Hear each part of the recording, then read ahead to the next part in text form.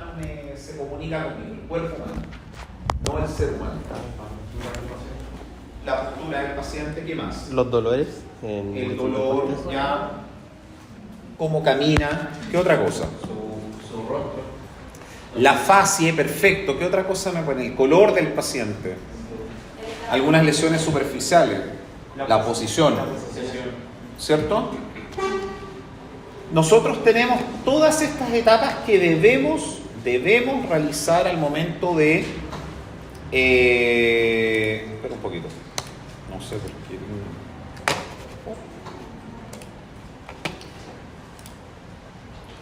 Todas estas etapas tienen que cumplirse para que nosotros más o menos nos acerquemos, tengamos cierta garantía de un buen examen físico. Lo primero que nosotros tenemos que ver es la posición y el decúbito. ¿Saben lo que es a qué se refiere con eso? ¿Qué posiciones conocen ustedes? El decúbito, bipedestación, ¿qué otras? Fowler, ¿saben lo que es eso? Fowler y semifowler, que es la cabeza que esté más arriba que la. ¿Qué beneficio podría tener esa posición? ¿Qué pacientes pudiesen tener esa posición? Pacientes con disnea he visto que le mejora la... Más bien la posición es otra. El Fowler tiene que ver más bien con la facilidad que yo tengo mediante la gravedad al flujo de sangre arterial a nivel distal. Son generalmente pacientes con insuficiencia arterial periférica, ¿ya? Sobre todo extremidades inferiores. El Trendelenburg, en cambio, Es lo mismo pero otra vez. es lo mismo, pero ya se tienen que levantar en general, antes los viejos o los antiguos hablan sobre el nivel del corazón. Lo que en general, ¿qué beneficia? Adelante, pase nomás. ¿Qué es lo que podría ayudar? ¿Qué me dicen ustedes? Si yo pongo esta vez el retorno venoso, ¿cierto? ¿Ya?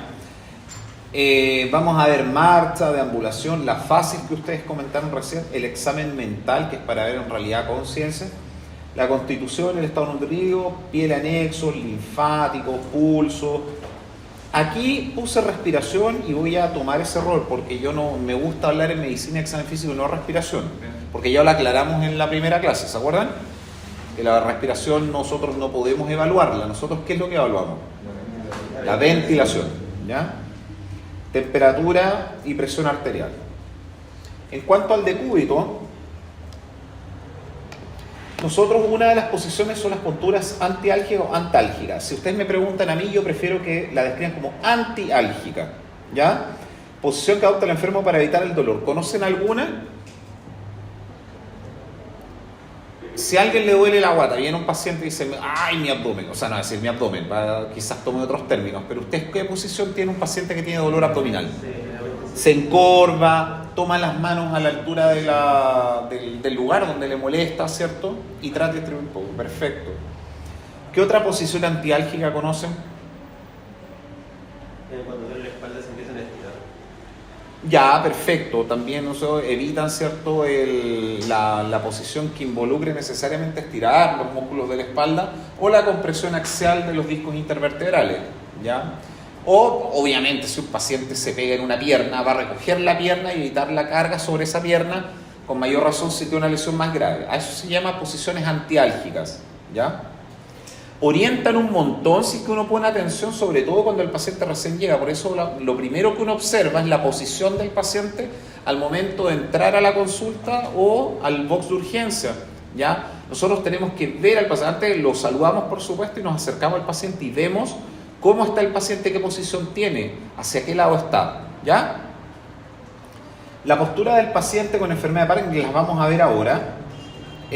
La postura del Parkinson es un paciente más bien rígido, inclinado ligeramente hacia adelante, encorvado, con las extremidades superiores adosadas a los flancos en esta posición y con un temblor grueso, ¿ya?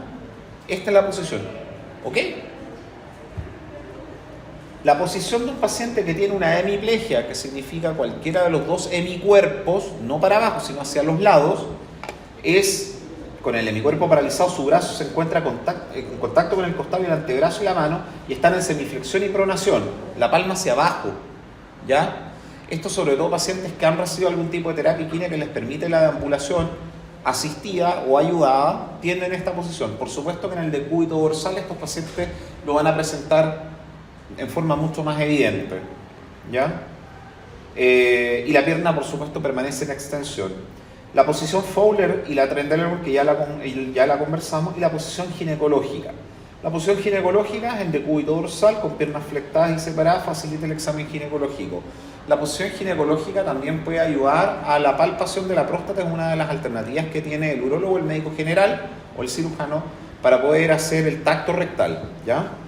La posición de tacto rectal ideal es decúbito lateral. Yo lo hago decúbito lateral izquierdo. ¿Por qué lado se examina un paciente? ¿A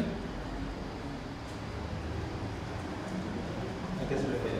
¿Por qué lado? Si el paciente está acostado, ¿tú por qué lado lo vas a examinar? ¿Por la izquierda, por la derecha, por cefálico o por caudal? La derecha.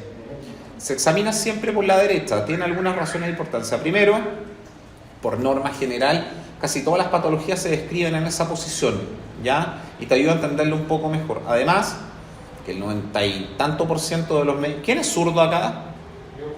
Zurdo, absolutamente zurdo, imposible que creas que lo... Ya. Bueno, en general, la mayoría de los médicos, por norma general, porque compartimos la misma estadística del resto de la gente, somos diestros, ¿ya? La posición de cúbito supino, ¿cierto? Para poder palpar al paciente, hacerlo por la derecha, es más facilitada para quienes son diestros. Para quienes son zurdos es más complicado hacerlo porque para poder palpar el hígado tendrían que hacerlo en forma reversa, no sé si me entienden. ¿Ya? En ese caso yo creo que te conviene a ti, si es posible, invertir al paciente y hacer el examen físico con la mano dominante. ¿Ya?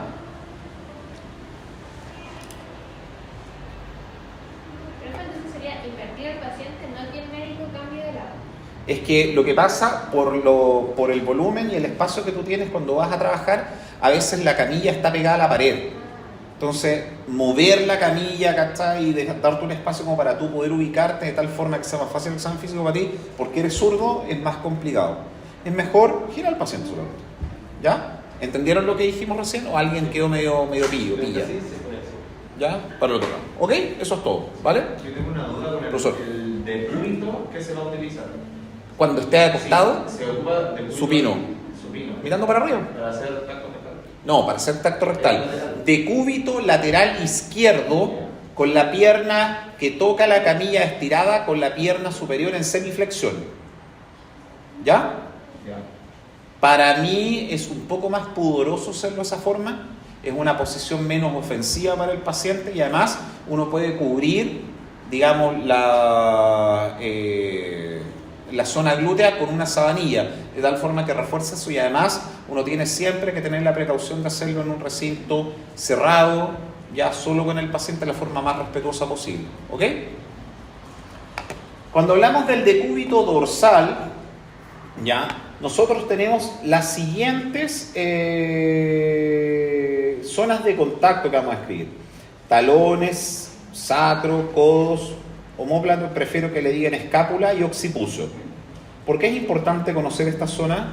Porque se pueden hacer úlceras por compresión. Ya, se llama presión, UPP, úlceras por presión. ¿Por qué se podría producir una úlcera por presión? ¿Cuál sería el mecanismo? Esas partes.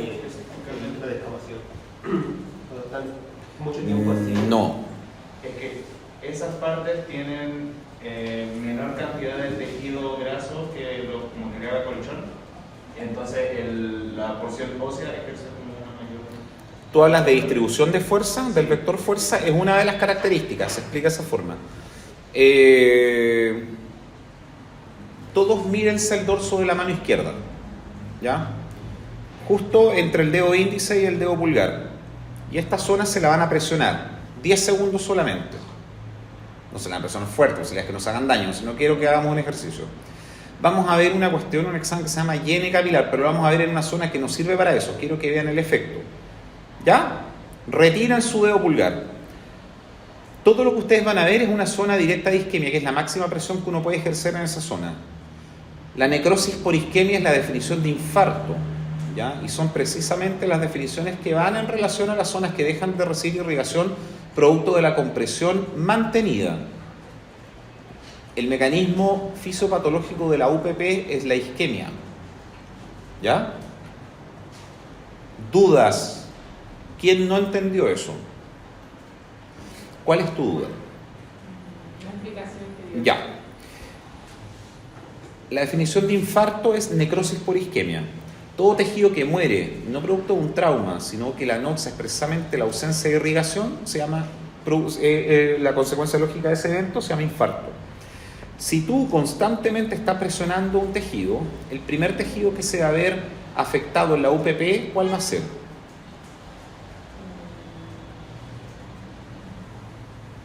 El tejido que está más alejado del corazón, ¿cuál es? La piel, ¿de acuerdo? Salvo excepciones, ¿ya? La piel. En general uno reconoce las UPP, ¿qué importancia tiene eso? Disculpa, para cerrar el tema, es que cuando tú presionas, en las zonas de presión que ves ahí, cuando tú presionas, vas a tener zonas de compromiso de la piel. La isquemia de la piel mantenida sobre 6 horas, de hecho pueden ser incluso de menor cronicidad, van a producir úlceras por presión, ¿ya? Y esas úlceras por presión tienen que ver con la isquemia. Está llegando poca sangre al tejido precisamente porque hay compresión. ¿Cómo crees que se beneficiaría un paciente si está en esa condición? Un paciente tetrapléjico, un paciente, no sé, desde paciente que está anestesiado.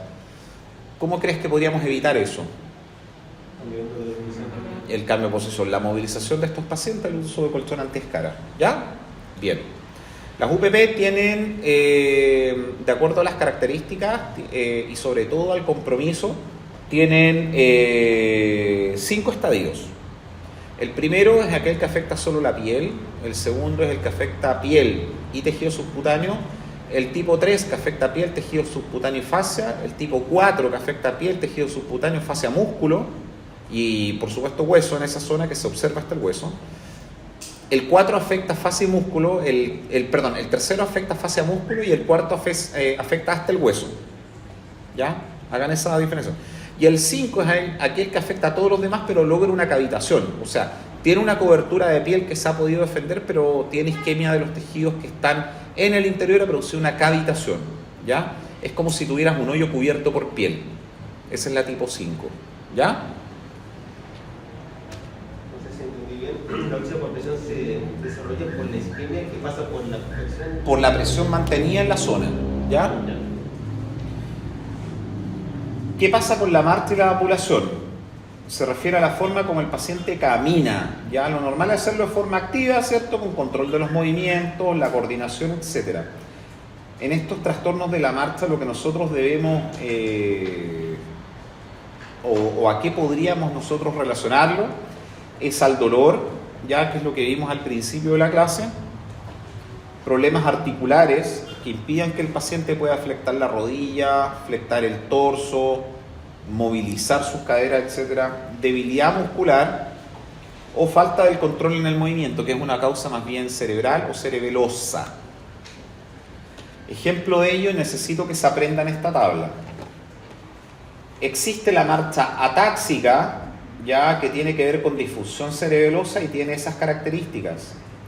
Existe la marcha tambaleante, que es una afección de la cadera en adulto, tiene en general movimientos que son laterales y exagerados del tronco y se acompaña elevación de la cadera, ¿ya? La marcha equina, que es por afección muscular de nervios de músculos inervados por el nervio ciático popliteo externo, ¿ya? Y tiene dificultad para realizar la flexión dorsal del pie. ¿Saben cómo es eso, no?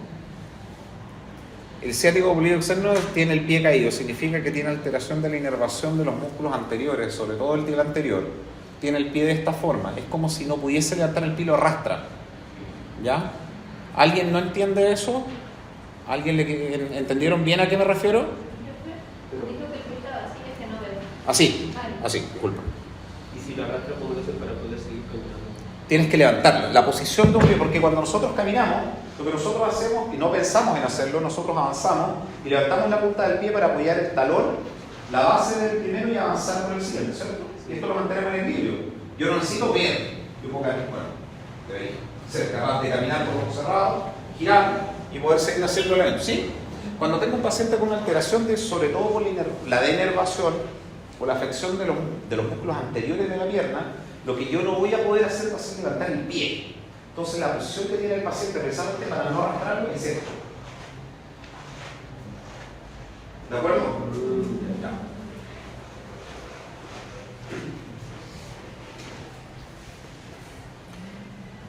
en la marcha espástica tú tienes alteración de los haces piramidales, ¿ya? Hay aumento del reflejo tónico, estiramiento del tono muscular. Son reflejos osteotendinos absolutamente exagerados. Tienen los arcos reflejos súper vivos, ¿ya? Y la marcha hemiparética, bueno, todos la conocen, que es una lesión unilateral de las vías piramidales, ¿ya? Que es una sinergia extensora. En este caso lo que tienes completamente. Algunas veces la hemiparesia no tiene que ver necesariamente con el tono. En algunas ocasiones la paresia puede presentarse con un aumento del tono, eso es progresivo en los pacientes crónicos, ¿ya? Entonces vas a presentar con el tiempo un poco de rigidez si es que eso te lo permite. Algunos utilizan eso en kine para poder estabilizar al paciente y poder lograr la hiperestación. Porque al final lo que nosotros queremos, si tenemos alguna lesión, sea medular o central, es llegar más cerca de la normalidad o lo que nosotros recordamos que era ser normal. Y ahí eso significa al menos poder erguirnos. Es una cuestión súper importante. O sea, nosotros no lo asumimos porque lo tenemos de base. Nosotros nos levantamos en la mañana y no pensamos en necesitar erguirnos. Lo tenemos, ¿ya? Para estos pacientes realmente es súper importante. Sobre todo los pacientes que han perdido la movilidad, lograr eso para poder ponerse de pie. Y después lograr dar un paso y suavemente, ¿ya? Si tú sigues a un paciente de esas características, lo vas a ver así, ¿ya?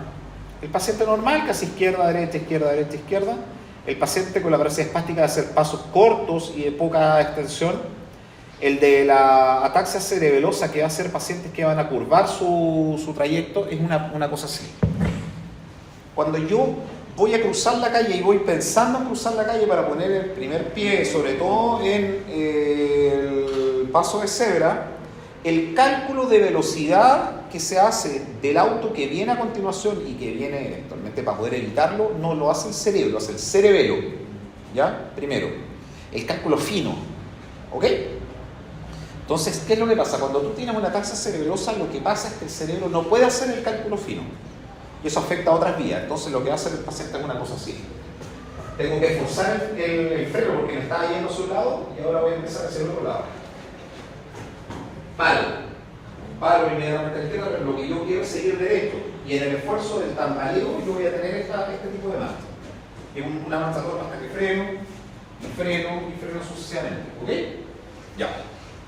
En la marcha parkinsoniana, ¿qué problema tiene el Parkinson? De base. Todos conocen el temblor. ¿Ya? La posición del paciente con Parkinson es una posición bien rígida, con las manos pegadas, los brazos pegados al cuerpo, las manos hacia abajo y tienen esta posición. ¿Ya? Y la marcha de las alteraciones que son frontales tienen que ver más bien con la extensión del movimiento. Pueden mantener el equilibrio, pueden seguir en línea recta, pero la extensión del movimiento es poco precisa. Por lo tanto, para evitar la caída, hacen pasos muy cortos. Y hacen esto. Para que se sienta más seguro. Exactamente. ¿Ya? Creo que ¿cuál sería la diferencia entre la frontal y la espástica? Si te das cuenta, la frontal, el paso es tan corto que pisa la huella anterior. En el caso de la espástica, tú puedes hacer... En el problema de la espástica es que el movimiento es así. ¿Ya? Como pingüino. ¿Ya? Como si tuvieras fijas las caderas. Mientras que en la espástica tú puedes avanzar la pierna, no hay ningún problema, ¿ya? Pero vas a hacer esto. ¿De acuerdo? Ya.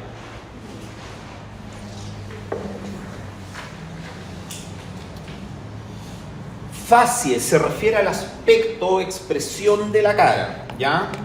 Obviamente esto transcurre en la entrevista médica, tú vas a ver al paciente. Vamos a ver, apréndanse los ejemplos, por favor, ¿ya? ¿Por qué creen ustedes que tienen que aprenderse los ejemplos? Preguntas. Ya. La fascia mímica es una fase característica del parkinsonismo, ¿ya? Y carece de facilidad de rigidez facial y no puede expresar la emoción en el rostro. Una fase así como los pacientes recién operados por mí, ¿ya? No. ¿Ya? La fascia leonina, o también conocida como fascia lepromatosa, tiene esta característica, tiene los surcos mucho más acentuados, tiene irritación de la piel de la frente, los arcos superciliares, tiene alopecia. ¿Sabes lo que es alopecia? Perfecto. La fase sardónica, relacionada con el tétanos, es una contracción involuntaria de los músculos faciales por parálisis espástica, ¿ya? Particularmente los risorios, imitando una risa sin emotividad. La fase ¿Saben la diferencia entre la risa? ¿Han visto un poco del lenguaje corporal? ¿Saben ustedes cómo el cuerpo humano rápidamente sabe que es persona? ¿Ustedes han visto que alguien, o dicen, oye, te estás riendo así como súper falso? Un comentario que lo hacemos. ¿Cómo sabemos nosotros, cómo reconocemos eso? ¿Cómo el cuerpo humano aprendió a hacer eso? Es súper fácil. Cuando una persona se ríe de verdad o está contento de verdad, no solamente lo expresa en el tercio inferior, sino también en los ojos, ¿ya? Entonces, cuando alguien tiene una talla muy buena, un chiste muy bueno, está muy contento, la expresión de la boca es risa y la expresión de los ojos también es risa, sí. ¿Cachai? Es como la foto. Cuando la risa no es así y es producto de, por ejemplo, esta particularidad que es el tétano, lo que nosotros tenemos es el control del tercio inferior, pero ausencia de emotividad facial a nivel de los ojos. Y es así. ¿Ya? Uno inmediatamente choca eso porque sabe que esa cuestión no es real. Eso es lo que le pasa a este tipo de pacientes. ¿Ya? En la fase Cuttingoide, que es obviamente relacionada con la enfermedad de Cushing, la cara tiene cara de luna llena, es una carita completamente redonda, bien edematosa roja, ¿ya? Es como una paciente muy gordita. Se llama pletórica porque está muy rojita, puede estar asociada a acné, bigote y vellos en los carrillos que son los que están acá, justo por acá, ¿ok? Existe también la fase abotagada en relación a la enfermedad renal que tiene que ver con los pacientes con enfermedad renal. Si yo tengo un problema renal no voy a poder eliminar orina y voy a empezar a retener volumen. ¿Cómo se manifiesta eso? Con edema no solamente distal sino también palpebral, piel pálida o amarillenta, se observa el síndrome nefrótico, hipotiroidismo y la desnutrición. ¿Ya? En la mixedematosa, que también puede estar relacionada, cuidado, que en la fase abotagada también puede estar relacionada al hipotiroidismo, la fase mixedematosa siempre se desarrolla en relación al hipotiroidismo, y eso es piel amarillenta o irregularmente pigmentada, áspera, tumefacción, empastamiento, puede haber ausencia de vello quizás en alguna de las cejas, macroglosia, alopecia, etc. Y se diferencia el anterior por los síntomas asociados al hipotiroidismo, ¿ya? Respecto de la fase acromegálica, son aquellas que tienen que ver con tumores hipoficiarios, sobre todo de la adenohipófisis. ¿Por qué? Porque es ahí donde se necesita Son de crecimiento. Efectivamente. Cuando se cierran los cartílagos de crecimiento, cualquier estímulo al crecimiento de un cartílago cerrado se produce a nivel de otro tipo de cartílago y eso tiene que ver con, puede ser con la espalda también, con las rodillas y fundamentalmente con la cara, las orejas, la nariz, la mandíbula. ¿Ya? Cuando tú tienes un paciente con tumores hipoficiarios y sobre todo los que ya han desarrollado acromegalia, tú te das cuenta. La fase del paciente acromegálico es el paciente con gigantismo o es igual o muy parecido a la que tenía el monito Shrek. ¿Ya? Es súper parecido, es impactantemente parecido y descriptivo ese monito, ¿ya? Cuando ustedes tengan pacientes con acromegalia. En el caso del paciente hipertiroideo, vamos a tener una mirada expresiva, retracción del párpado superior. Lo que más destaca en la fase hipertiroidea es la exoftalmia. ¿Ya? Exoftalmia. En la fase hipocrática, que tiene que ver con la peritonitis, el cáncer terminal, nosotros vamos a tener un paciente muy delgado, sienes y ojos hundidos, deshidratado, boca entreabierta, labios y lengua secos y agrietados, mirada anhelante, bien descriptivo, poética esta descripción, sí. Mirada anhelante, piel grisácea, ¿ya? Es el paciente que está diciendo este paciente, F para mí, see you never, ¿ah? This is the end. Beautiful friendly end. Esa es la cara de este paciente, ¿ya? La fase mitrálica tiene que ver con la estenosis mitral. Cuando tú tienes esto, tienes una mirada que le describen como perplejo, como esta así, ¿ya? Ojos exorbitados, aleteo de la nariz con cianosis peribucal y mejillas sonrosadas. Tienes una congestión hacia posterior que va a afectar sobre todo el rostro, porque el rostro lo va a tener congestionado, pero por vía venosa. Te cuesta sacar la sangre al corazón porque tienes precisamente una estenosis mitral. ¿Se acuerdan de la configuración cuando hablamos del corazón? ¿Dónde está la válvula mitral? En el corazón izquierdo. ¿En que comunica qué cosas? Ya, ¿se acuerdan? ¿Se acuerdan de eso? ¿Sí? Ya. Si yo tengo una estenosis a nivel de la comunicación entre el atrio izquierdo y el ventrículo izquierdo, ¿a dónde se traduce el flujo o la hiperpresión? Por allá, los doctores y doctoras. Doctores, doctoras.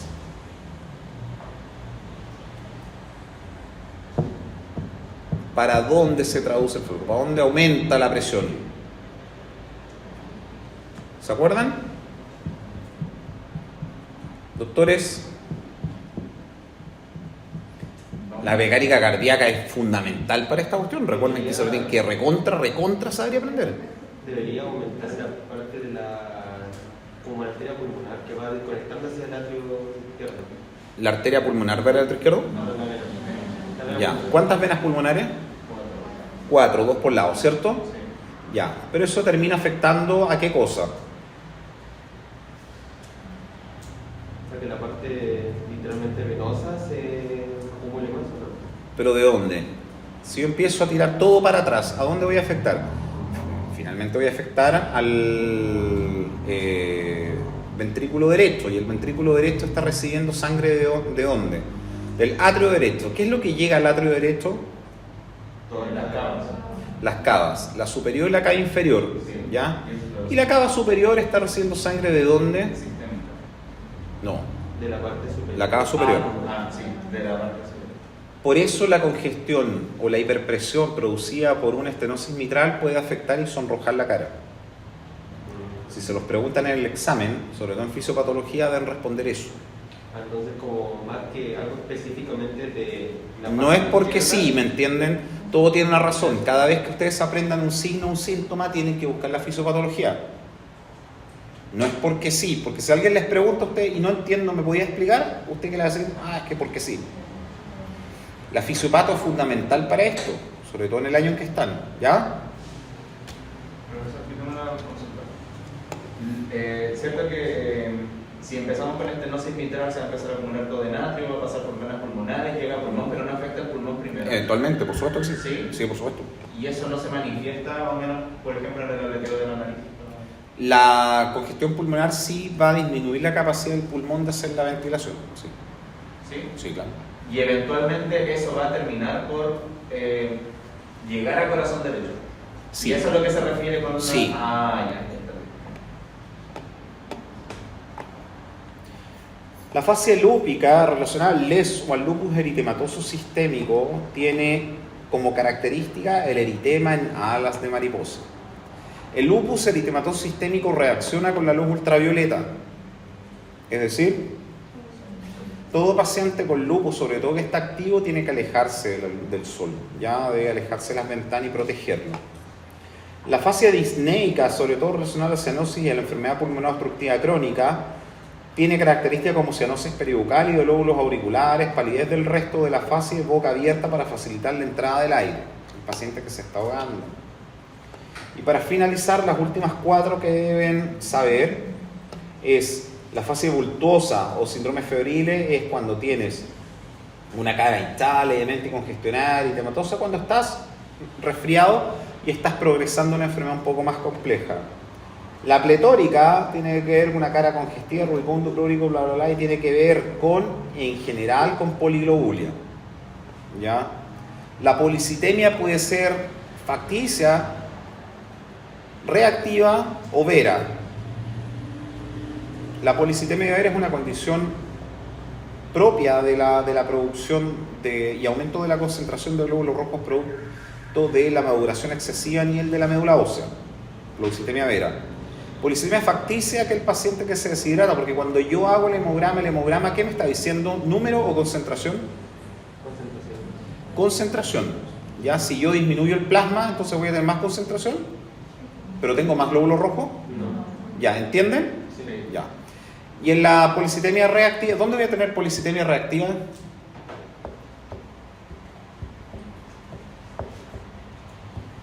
¿Qué paciente pudiese necesitar más glóbulos rojos? El anémico.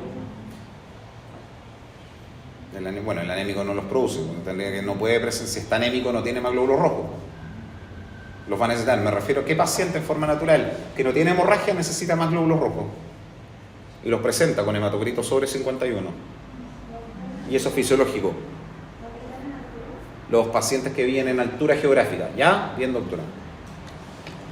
Las dos se las aprende porque en realidad son... La idea es que las vean ustedes, ¿ya? Las vean. Respecto del examen mental, es aquel que se obtiene información respecto al grado de alerta, el juicio, la inteligencia y la memoria, también junto con el estado de ánimo, ¿ya?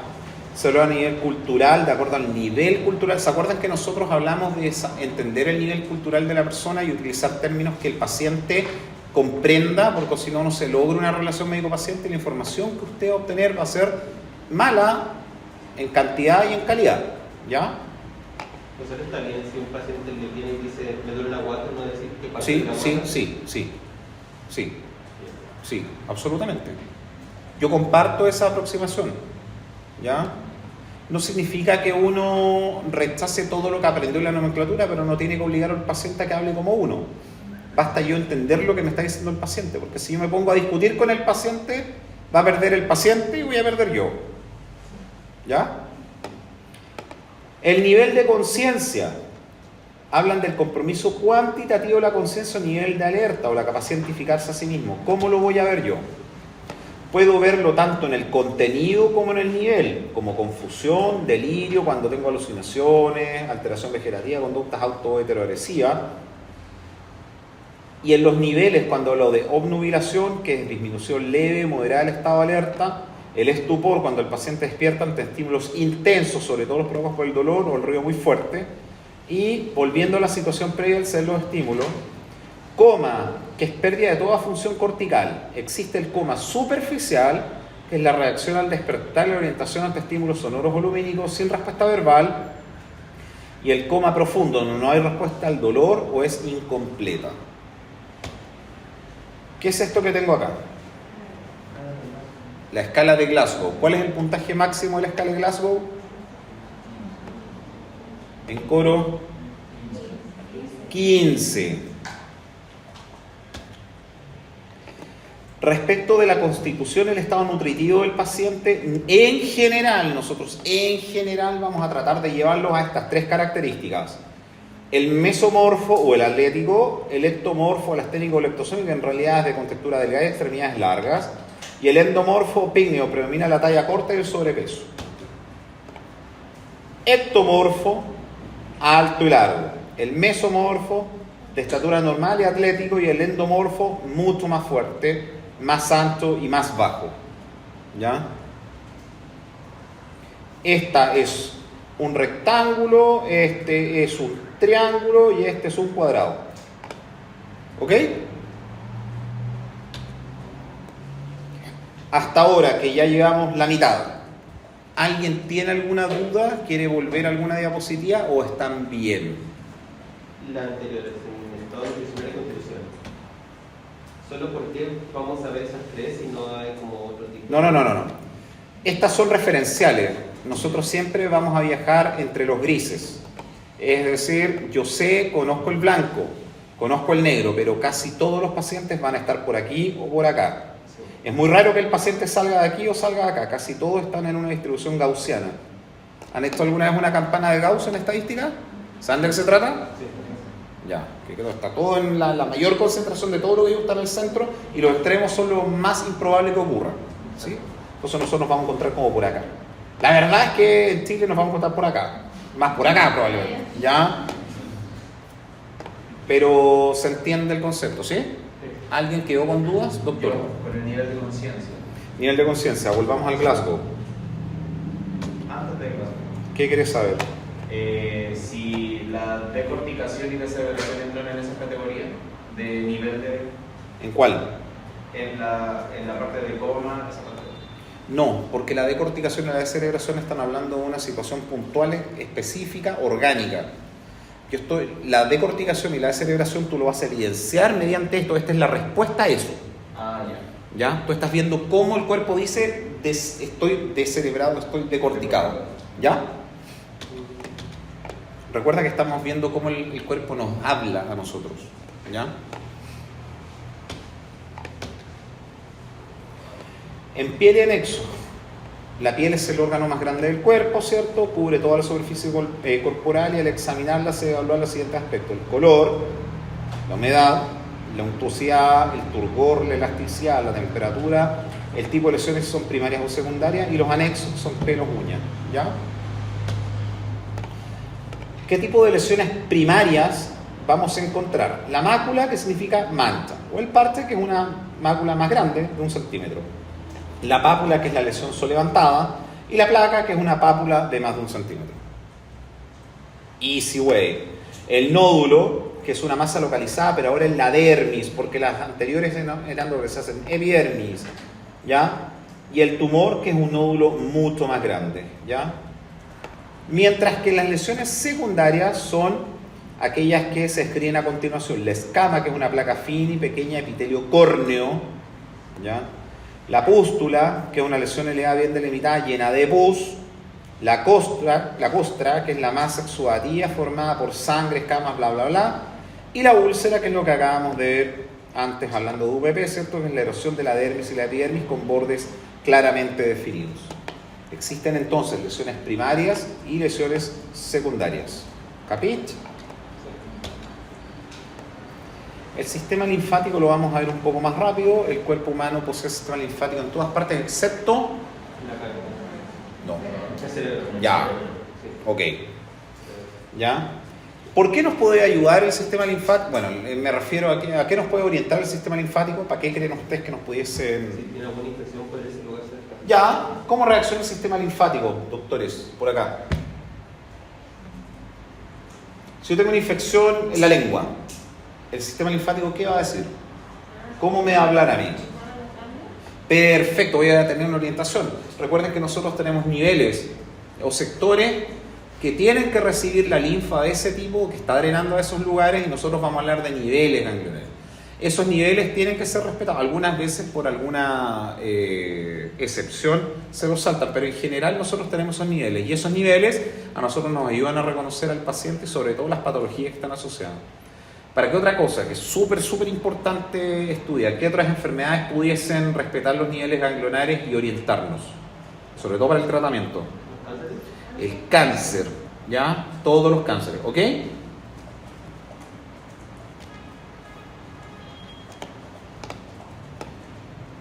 la función más fisiológica relacionada con el retorno venoso para facilitar... Drenaje de líquido intersticial y acumulación de linfocitos. ¿Ya? ¿Ok? ¿Por qué se llama linfocito? Porque está en la linfa. Oh, tutumis. ¿Ya? Entonces, cuando usted tiene un ganglio linfático está aumentado de volumen y es patológico, se le va a reconocer como, y además es como una adenopatía. ¿Ya? Yo no quiero que ustedes me hablen de ganglios, yo quiero que como vamos a entrar a etapas posteriores, en cuarto año de cirugía y después, etcétera, me hablen de linfonodo. ¿Ya? La pelotita no se llama ganglio, se llama linfonodo. ¿Ok? Aquellos que tienen ubicación occipital pueden estar asociados a infección del cuero cabelludo, pediculosis, dermatitis seborreica. Los preauriculares, clamidia, adenovirus, arañazo de gato, chagas. El chagas es ultra recontra una enfermedad que ustedes deberían manejar a canarica, ¿ya? Y entender de qué se trata. Submaxilar, submentonera, infección local o de la boca, cervical y así sucesivamente, ¿ok? Esto les va a servir para la vida, apréndanselo porque los va a orientar bastante. Al principio de este cuadrito, después van a hacer libros de esto, ¿ya? Pero apréndanse esto porque les va a ayudar a orientarse. Y no se olviden de que cada vez que estudien, sobre todo las partes clínicas, vuelvan y lean la anatomía porque se olvida cada 5 minutos, ¿ya? La anatomía se las vamos a preguntar a cada rato en cirugía. Y es una cuestión que ustedes deben dominar en tercer año de medicina porque siempre lo van a ver. Si ustedes quieren ocultar a un paciente, deben saber la ubicación, la irrigación, la distribución y cómo está ubicado el órgano en particular que ustedes están viendo, ocultando, palpando, percutiendo, ¿ya? Así que la anatomía sí o sí no se les puede pasar. ¿Pasa no? ¿Ok? Pulsos, vamos a ver los pulsos.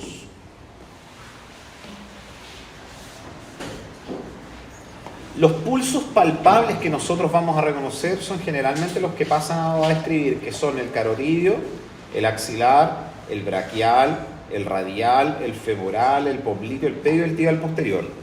Cuando ustedes describan a un paciente, y sobre todo en los pulsos, me tienen que decir intensidad, presencia, ausencia, lateralidad. ¿Qué significa? Que este respecto al otro. Lo que yo hago generalmente cuando hago y evalúo pacientes, sobre todo cuando les estoy examinando los pulsos distales, yo hago un monito, hago una cabeza, hago después los muslos, hago las piernas y hago el pie.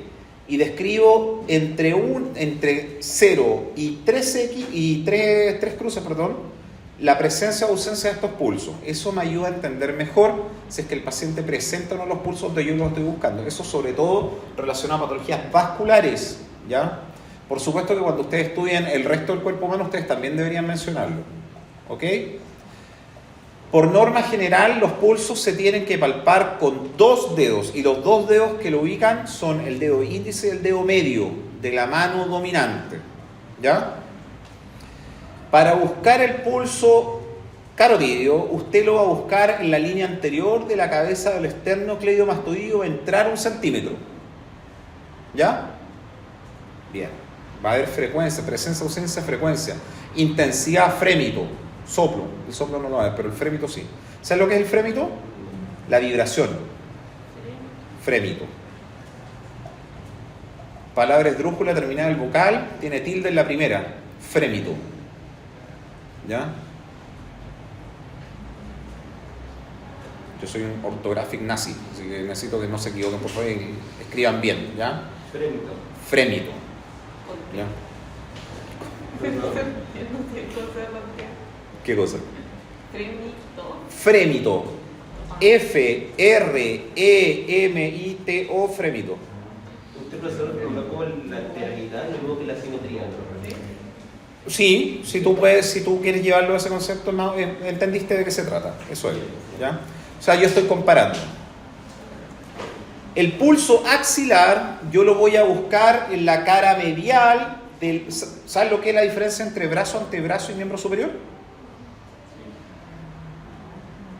Doctor, por allá, ¿cuál es tu nombre? ¿Cuál es tu nombre? ¿Cuál es el brazo derecho? La parte superior a la fosa lumbar. Perfecto, excelente. ¿Cuál es el antebrazo derecho? Desde la fosa lumbar a la muñeca. ¿Y el miembro superior derecho? Todo hasta la mano. Excelente, excelente, profesor, excelente. ¿Ya? El pulso axilar, por lo tanto, yo lo voy a ver en brazo. Bueno, lo voy a explicar en el brazo derecho. En el brazo, ya, lo voy a ver acá. Justo acá arriba, ya, ustedes van a tener el bíceps. ¿Cómo se llama? Bíceps braquial. ¿Ya?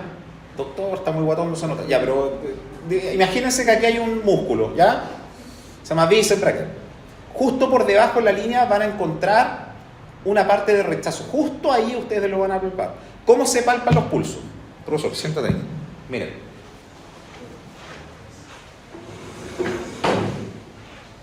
El paciente está acostado, ¿ya? Una de las cosas importantes al momento de evaluar pulso es que el paciente debe ser evaluado en 3 posiciones. De pie, sentado y acostado, porque la posición también puede afectar cómo se ven o cómo se palpan los pulsos, ¿ok? Si yo examino el cuello no se examina de frente, el cuello se examina desde atrás. Entonces, si yo quiero ver cómo está el pulso carotídeo, yo voy a cargar con la mano izquierda y voy a examinar primero con los 2 dedos y voy a buscar la cara anterior del músculo esternocleidomastoideo y voy a palpar el pulso. Ya. El paciente ahora está acostado, vuelve a estar acostado y yo voy a buscar el pulso braquial. El pulso braquial no es bidigital, es con toda la mano, porque yo tengo que hacer contrapresión. Voy a hacer esto, miren, como garra. Voy a buscar el brazo y voy a buscar el pulso braquial. Él no tiene pulso braquial, no está muerto. Ahí está. ¿Ya? Está un poco más abajo. Bueno, los que tengan más confianza entre sí, háganlo. ¿Ya? Pulso radial. ¿Dónde voy a encontrar el pulso radial? Búsquenlo, imagínense, si me pierdo un poco en tendones, en realidad puede ser, pero está justo donde terminan los tendones de los músculos flexores del antebrazo, ya justo a la derecha. Y también lo voy a hacer en forma digital, con el índice y con el dedo medio, de la mano contraria, como ustedes se logra su propio pulso, ¿ya? Después vamos a tener el pulso femoral, no lo voy a hacer, no se preocupen, ¿ya? justo en la zona de los labios mayores de la mujer o del testículo en el varón, donde se forma el pliegue, usted tiene que bajar 2 centímetros y entrar, justo entrar ahí. Es una posición bien excesiva. ¿Por qué es tan importante? Porque la ausencia de los pulsos más cercanos al corazón es peor o mejor. Es mucho peor. Si tú empiezas a perder los pulsos periféricos, tiene que ser una llamada de atención, porque en la medida que tú pierdas los pulsos más centrales, si el paciente está muy grave, ¿ya? Por las razones que ustedes ven, o sea, la razón por la que el paciente ha llegado. El pulso popliteo, leo, no lo van a ver. Pónganse bien, porque eso que lo ven. O sea, acérquenlo un poco. Miren. En el pulso popliteo lo voy a hacer en la fosa poplitea. El pulso popliteo se hace con las 2 manos. Yo voy a tomar al paciente, el paciente acostado, y lo que yo voy a hacer es levantar suavemente la pierna y tomar con mis manos por delante de la rodilla y arrastrar la fosa poplitea hacia mí, pero por delante. ¿Entiende la maniobra o alguien que veo esto? Ya, ¿alguien no le veo claro? Le estoy diciendo, ¿nadie se lo va a enseñar después? Yo los voy a evaluar con esto. O sea, si no les queda claro, el doctor no entendí, pero prefiero que pregunte. Ya, bien. Tú tienes la pierna en esta posición. Lo que yo tengo que hacer es tratar de acercar la fosa poplitea hacia mí, porque yo quiero que la arteria pegue con el hueso para que yo la pueda palpar mejor. ¿Entienden eso? Lo que estoy haciendo esto. Esta es mi posición y lo hago así. Y lo que generalmente yo arrastro todo y trato de quitar un poco y entro, por supuesto, sin ropa, ¿ya? Y generalmente yo lo hago con el dedo medio y el cuarto dedo de la mano derecha. Para mí es más fácil hacerlo así, ¿ya? Si alguien tiene confianza, el papá, el hermano, o sea, cualquier persona que les pueda ayudar en la casa, traten de palparlo. Traten de palparlo en pacientes difíciles, no pacientes flacos. Traten de ir a pacientes un poco más obesos o pacientes más rígidos, ¿ya? Eso les va a ayudar a dominar mejor la técnica. El pulso pedio se palpa justo en el dorso del extensor del hallux, ¿ya? A la derecha, o sea, hacia lateral, en el pie. Y el pulso tibial posterior es un pulso que usted lo va a encontrar justo por detrás del maleolo medial, más o menos 2 centímetros hacia atrás. ¿Ya?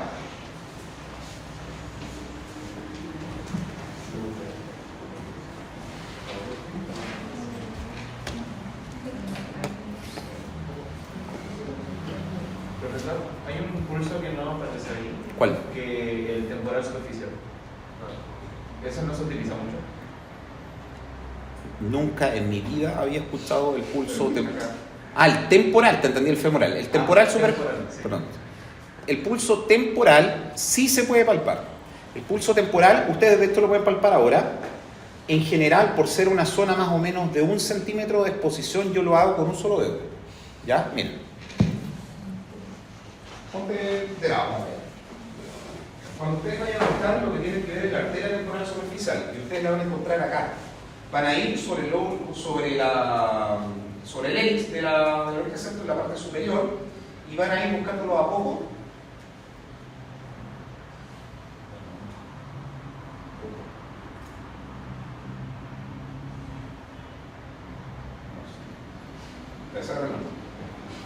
Y van a seguir más o menos hasta 1 centímetro. Y deberían encontrarlo ahí. ¿Ya? En esa posición. Deben alejar un poco el cabello, mujer o varón, tratan de levantarlo un poco. Cuidado con la manipulación del cabello, tratando de buscar un poco los pulsos, porque el arrastre del cabello puede también arrastrar la piel, y eso o puede cruzar la piel y dificultar el pulso, o puede arrastrar la arteria. ¿O alguien no entendió lo que acabo de decir? Profesor, ¿entendiste lo que acabo de decir?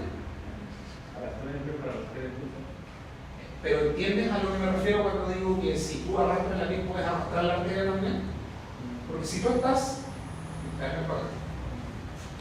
Bien. Pon tu mano acá. Si tú sientes la arteria, ¿ya? Y está en la piel, yo estoy buscando dónde encontrarlo, porque la idea es caer junto con mi dedo, piel, arteria, pues es la idea, ¿cierto? Si yo arrastro mucho, puedo caer en esta posición o puedo caer en esta posición. O peor, puedo ir buscándolo y arrastrarlo con la mano, alejando la arteria de mí. ¿De acuerdo? La aproximación a esto es suavemente sobre la piel hasta encontrar el pulso y después presionar. Y ahí reconocerlo. ¿Cachai? Ya.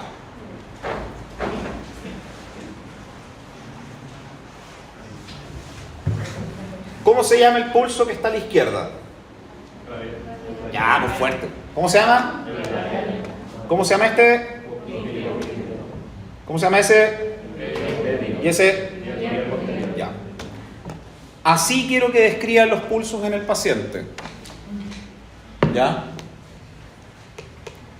Sale y me dice, doctor, yo dibujo mejor que eso, no me interesa. ¿Ya? Quiero que hagan eso. ¿Ya? Cuando ustedes describan, esfuércense siempre, siempre, siempre en hacer lo mejor. Y lo mejor es siempre escribir eso. ¿Ya? Por lo menos una vez en la evolución del paciente que ustedes ingresan al servicio. ¿Ya? Siempre describan eso. ¿Ok? ¿Entienden qué significa eso? ¿Entienden a qué se refiere? Por ejemplo, ¿qué pulso es ese? Aquí no tiene descrito el braquial, o pudiese ser ese, porque este lo está viendo en la fosa cubi, y ese pulso es el, ese, y ese, ya, clarito, clarito, ya.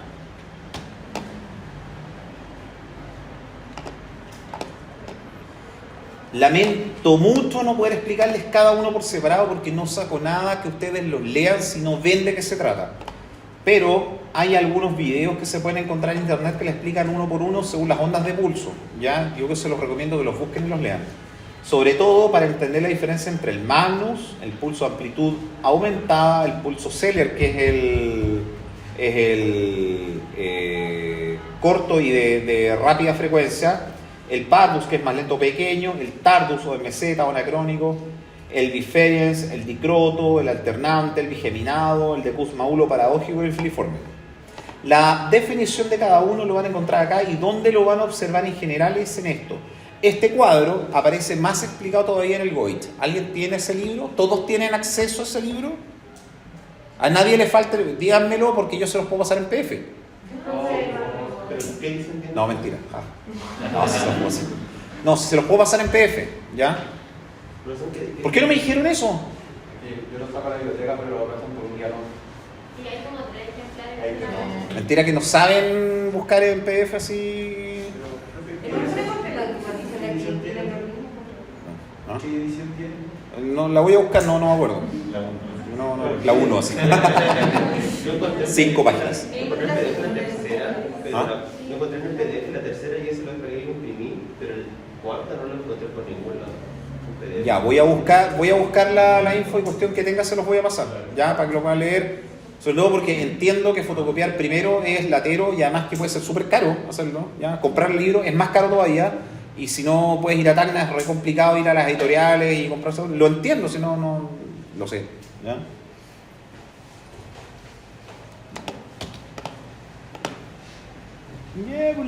Ahí sí. Ven. Ay, otra vez puse respiración. Soy alto, doctor. Bueno, pero esto me refiero a la ventilación. ¿Capit? Ya. Normal o eupnea. Taquipnea 20 por minuto o más. Bradipnea menos de 12. O sea, de 12 o menos. Hiperventilación es cuando es rápida y profunda y más de 20. ¿No puedo leer esta materia? Apneusis. Ya. Todos están leyendo al proceso. ¿Ya? ¿Qué es el esfuerzo inspiratorio sostenido? ¿Qué significa eso? Inhala el paciente, y cuando llega al máximo, trata de seguir inspirando.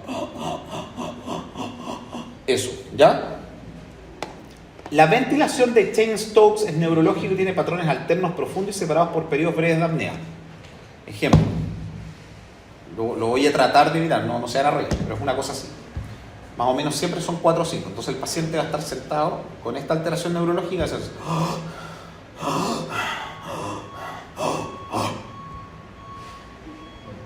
Y tú, señor, y él está así. Después, y otra vez 5, 4, ¿ok? Ya. La de Kussmaul, en cambio, es un rápido, profundo y con esfuerzo. ¿Ya? Las vamos a ver a continuación. Y el de atrapamiento de dificultad durante la expiración generalmente es con enfisema, los pacientes que son retenedores. Ventilación normal, hiperventilación, hipoventilación, Kussmaul rápida y frecuente, Cheyne-Stokes 1, 2, 3, 4, hasta 5 pueden ser, meseta y vuelve a empezar. Y el La no me acuerdo cuál era. Esta, disculpen chicos, la última no la recuerdo. Ya la voy a buscar, porque la verdad no recuerdo esa definición. Por lo tanto no se las voy a preguntar en la prueba. Ya. Obvio. La descripción de cómo se llena este volumen aparece acá, como la taquipnea, la hiperpnea, la eupnea, la platipnea, que es la ventilación disminuida en profundidad. Es como una ventilación superficial, ¿ya? Y la bradypnea, que es la ventilación lentecida inferior a 12 ventilaciones por minuto, ¿ya? La temperatura. ¿Qué significaban las baterías? ¿Cómo? Las baterías que son... ¿Cuánto contenido de oxígeno y cuánto ventilas? ¿Cuánto es el volumen que compartes acá? ¿Ya? ¿Cuánto entra y cuánto sale? A eso se refiere. La temperatura que se registra en la axila en general oscila en un paciente sano en 36,2 y 37. ¿Ya? Nosotros vimos la otra vez cuando hablábamos de temperatura, ¿se acuerdan? En el recto acá, sin embargo, van a ver una descripción un poco anormal. Puede ser hasta 37,6, incluso cercano a 37,8, pero no más que eso, la rectal. Más que eso siempre es fiebre, ¿ya? 37,8 o más es fiebre. Puede ser continua, y ahí la intermitente, la recurrente y la ondulante, eso ya lo vimos la otra vez, era solamente para poder repasar un poco de qué se trataba la fiebre. La continua, la remitente, la intermitente, la recurrente, que es la que llega hasta normal y vuelve a empezar, ¿ya? Que puede ser de ese tipo o puede ser de esta, y después estar muchos días y volver a empezar. La ondulante, que en general es la brucelosis, que sube hasta 39, baja, pero nunca baja hasta lo normal y vuelve a subir. Y la fiebre que se denomina de Pelt-Epstein, que es la del linfoma de Hodgkin, ya que tiene pics que pueden llegar hasta los 39,5, pueden bajar hasta los 37,5, volver a subir y volver a bajar, ¿ya? La 37,8 o más es fiebre, ¿en qué punto? ¿Axilar o rectal? Axilar.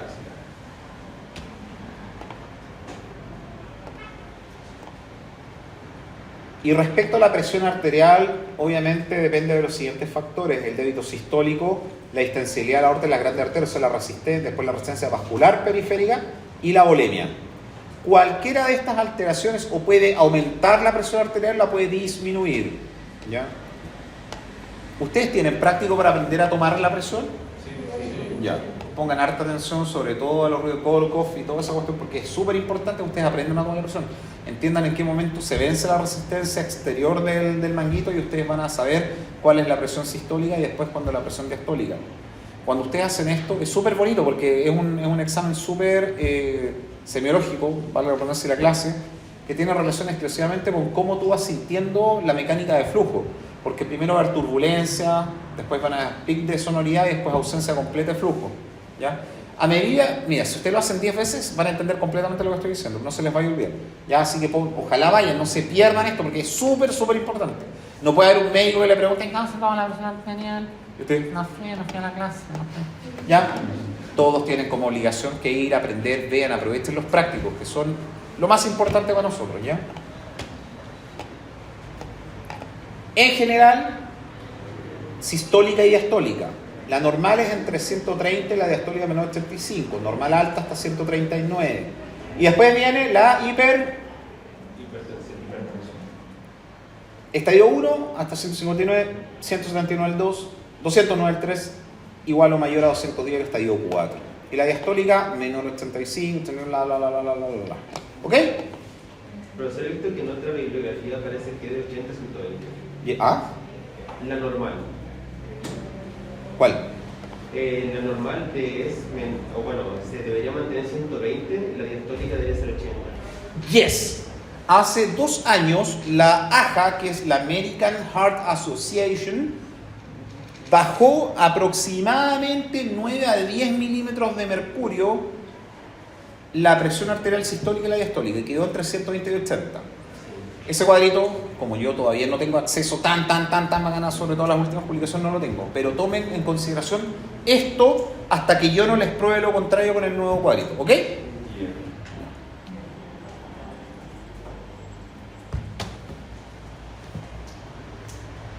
Chan, chan. Es fome hablar tanto, es mejor aplicar lo que nosotros hacemos. Es una cuestión que vamos a hacer paso a paso. Mañana nos toca examen físico pulmonar y patologías pulmonares, entiendo. ¿Ya? Mañana vamos a volver a hablar un poco del corazón. Apréndanse la anatomía del corazón y el pulmón, por favor. ¿Ya? Vuelvan a repasar eso para que nosotros vean y no sea tan fome. ¿Ya? Todas las clases están acá, así que entiendo que las clases también las tienen ustedes, por eso lo olviden. ¿Sí? Ya, chicos, buena jornada, nos vemos mañana.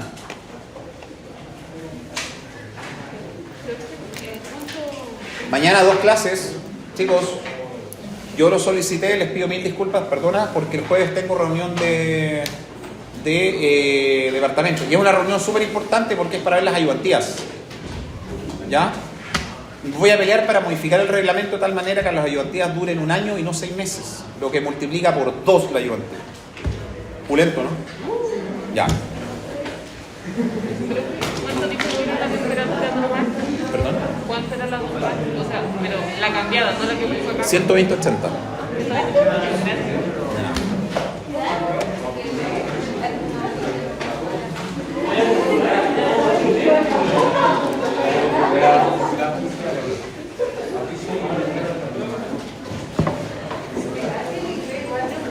Cuéntame.